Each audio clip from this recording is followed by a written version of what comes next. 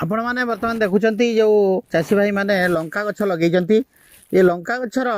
केतक रोग देखा जाए ता भर ये जो पत्रमोचा रोगटा गोटे मुख्य समस्या सी बाड़ी घर में गोटे दुटा गछ लगे भी देखा जाए और चाष करते देखा जाए तेना जो पत्रमोचा रोगर तीन कारण अच्छी गोटे जदि उकुणिया पोक आक्रमण करब ताले ए पत्रमोचा जदि जो पोक आक्रमण कर पत्रमोचा हम एवं जदि अष्टपदी बा माइट्स आक्रमण कर पत्रमोचा हम ये पत्रमोचा हेले अमल बहुत कमी जाए तेणु ये सब पत्रमोचा रोगर दमन पर आमको आम थायोमेथाजाम जदि 70% WG की प्रति 15 लिटर पानी 2 ग्राम हिसाब से आम दबा ताले निश्चित कंट्रोल हम आउ जदि आम